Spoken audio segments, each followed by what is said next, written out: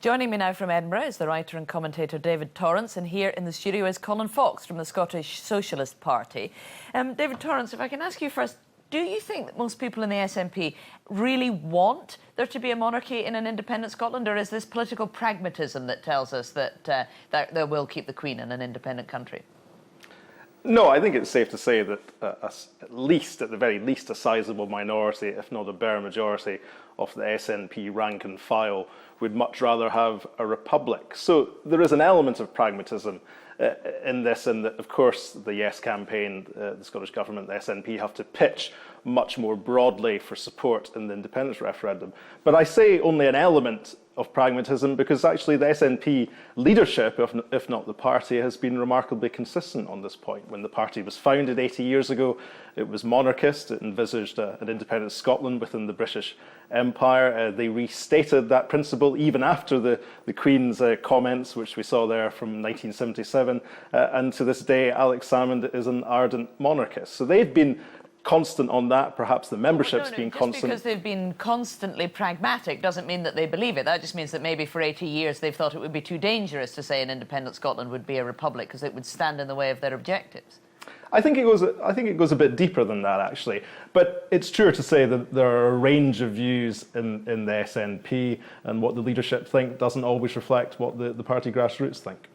Colin Fox, who are these people who would vote for an independent Scotland because they want to see a different, more progressive country here, but couldn't bring themselves to do it if the Queen wasn't going to be involved? Well, I mean, I think the case here that we're talking about is Scotland's sovereignty and the rights of nations to self-determination. If those are the themes this debate's about, and they are, then it seems to me we need an elected, accountable, representative head of state, and I think that's a profoundly clear position, surely.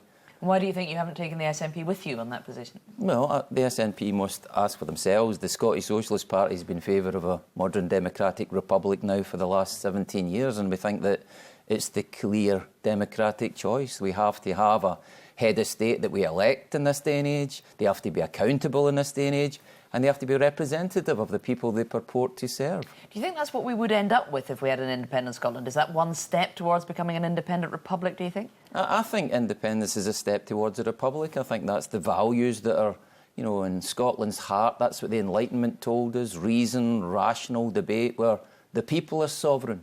Of course, the people of Scotland aren't sovereign at the moment. We have a sovereign who rules over us. Yes, we're subjects, not citizens, no matter Correct. why we might want commoners. to think of ourselves. Yeah.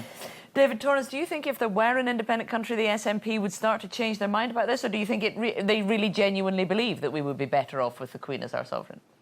Well, they have changed their policy to an extent. In 1997, a resolution was passed at the SNP conference, which still makes policy for the party, which pledged another referendum after this referendum on whether an independent Scotland would be a monarchy or a republic. But that has been sort of quietly expunged from the party's policy list, not least by the leader of the party, Alex Salmond, who was never a fan of the policy in the first place. So actually they've made it harder for an independent Scotland to become a monarchy, even if there's a yes vote. But I don't see how it happens. The draft constitution published by the Scottish Government a while ago, of course, includes the Queen as sovereign, and not only that, but her heirs and successors retaining all the privileges they have at the moment. And of course, one of those privileges is vetoing legislation. Now, of course, that is extremely academic and hasn't happened in a very long time, but in principle, that right would still exist.